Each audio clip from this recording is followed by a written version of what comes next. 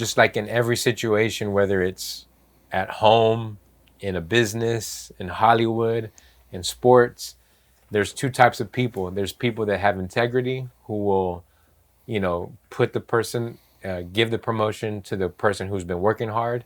And then you have the people on the other end who are just in it for themselves, who will shit on the next person to get the promotion. Mm-hmm. And I think that happens in every little group. Oh, yeah. And I think what, at least in our modern time, the closest that we've gotten to it was, and hearing it from a person of power was JFK. And that kind of brings us to my next area of topic was the secret societies, because he was the only president that I've seen in researching that spoke on it. And then he fucking died 2 months later. And secret societies, you want to call them conspiracy theories or not, that's on you. But if you do the research, they've been around for centuries. There's one, which one is it, where they go out to there's like a secret group that meets in the woods. Yeah, and dude. no one knows about them. Bohemian Grove. Yes, Bohemian Grove. California somewhere, right? Is it? I think it is. Forget. I think it's in California.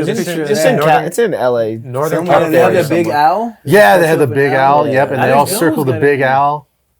Right. Alex Jones snuck in there and took a video, dude. No, that's 2001, and that was the first of that started bringing that to light. Yeah, Bohemian Grove. It's in like the Redwood Forest or something like that up there. And these guys are doing it's like rituals and they're stuff pagan like that, rituals. Right? Yeah, but it's like the elite of the elite. Yeah. Right, yeah. like the W. They said the Bushes were there. I saw that. Reagan was there. All of them. Right. Heads of businesses were there. Heads of business, heads of state, heads of banks. And they keep denying it. And, yeah. I mean, that's it. Yeah. So is it the Skulls and Bones now, right? Or is it the Skull and Bones is another one? Yeah. I don't know if that's them, but no. The Masons. The Masons that's are probably one. Masonic, right? The Stones and Bones, no. There's another one like that. The Masons. The Masons are That's Masons, different. The Skull and Bones, and there's another one. There's so Illuminati. Illuminati. That's probably the head.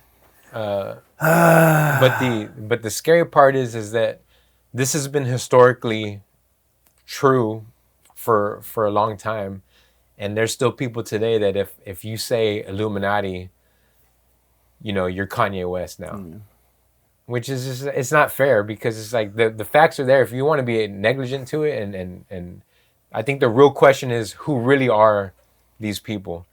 You want to run that JFK video real quick? Because I don't know if y'all have seen that video. Yeah. No, I was going to say. Is it the one where he's talking like about the Soviets? I thought that was. Well, that was the very last video. This is the very last speech. He pretty much covers the Constitution and like what's right is right, dude. It's what is it called? You call it the what speech? It was his final speech? This wasn't the final speech. This was like, he had one more big speech before they killed him. But this is like 2 or 3 months before he was killed. And just before we continue, like, it is a longer video, but it is a good speech, And I think we need to revise it, and remember that, man, this is a real American. And from my perspective, he seemed like he wanted to do good and to protect the American people and what America stood for. Now I could be wrong. That's from my perspective. But and he's a Democrat. Like there's no party. At least in my eyes, there's no party lines. Yeah. If you're doing the right thing, no matter what party you're from, for the people. Right. So let's go and hit that, doctor.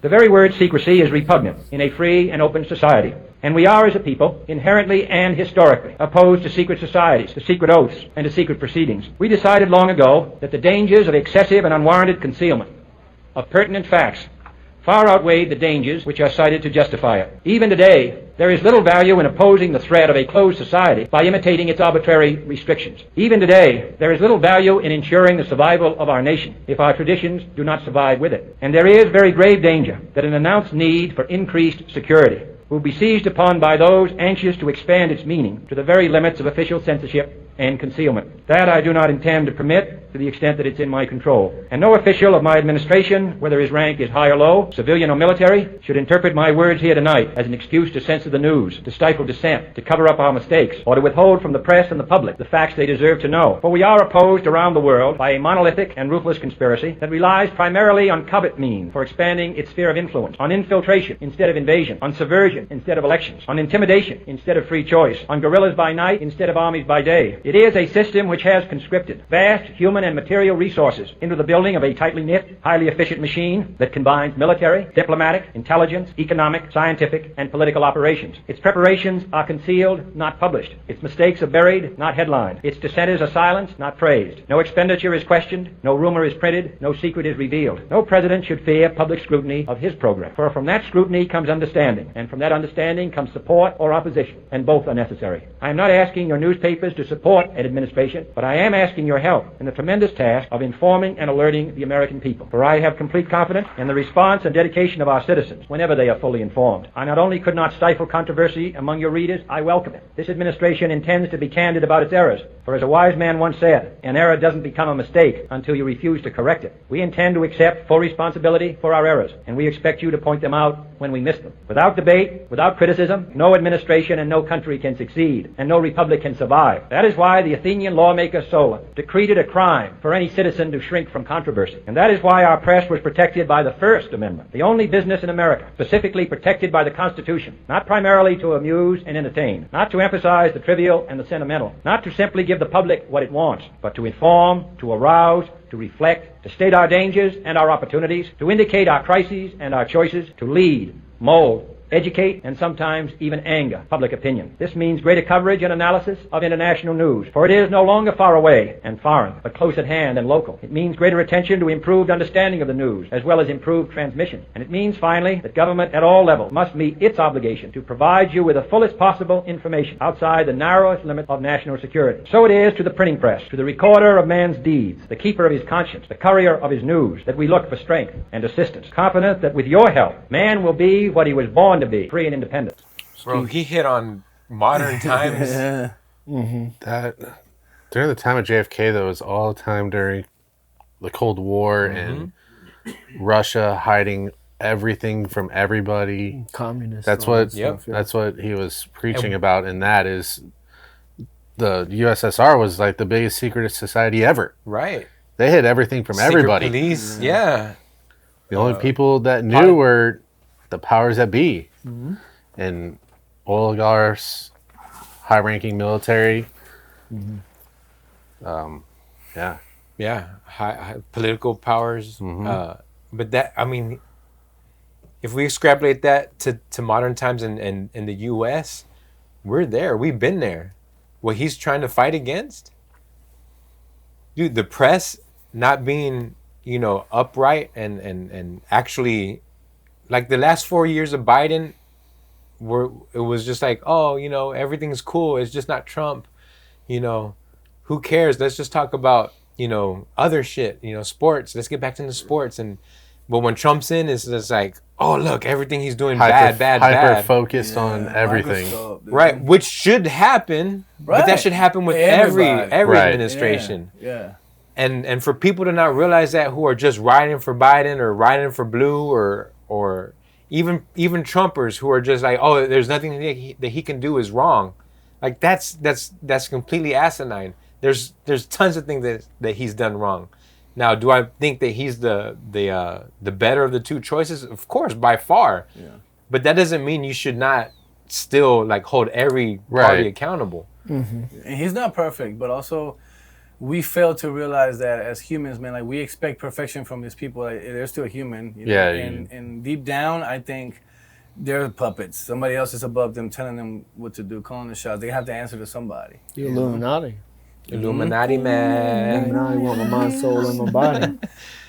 But that's when it comes down to where we need to talk about these secret societies, because they are involved in everything. I feel like politics. First thing, dude. Sorry, the first thing to talk about is like now we know that he was assassinated from the inside, and still No, the people aren't raging. We're not standing up. We're not calling for answers. We're not calling for justice. Like, how do we do that, right? Or is it too late? The weird thing to me, and I don't know if y'all have heard anything, I haven't heard anything out of RFK.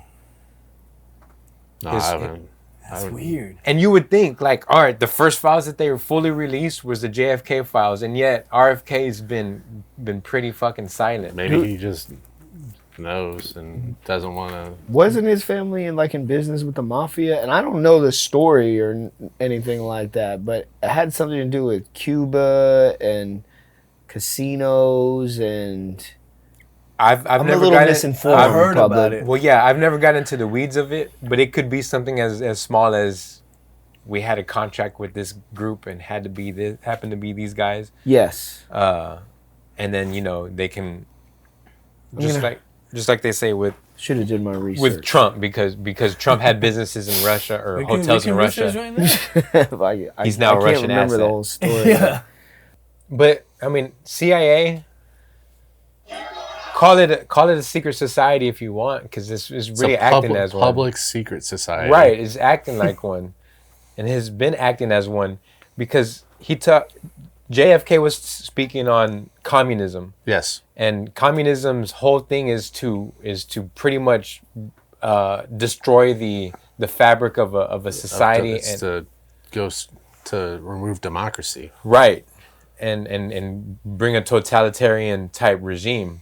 And to even see how people are reacting to Doge, where even if the findings are off because they're not factually right, because maybe the programs are not reading the information correctly, but to just see the amount of fraud that we're seeing, to see people who are claiming to want to have an open government, like to be able to hold it accountable, and to see them pissed off that we're actually doing it. Just because it's That's guy that gaslighting at its finest. I can't But it's because comprehend it. we the people, man, we have been programmed to accept it and to just say, hey, we're not as powerful as the government. Mm-hmm. But it's bullshit. Yeah. The government's supposed to work for us.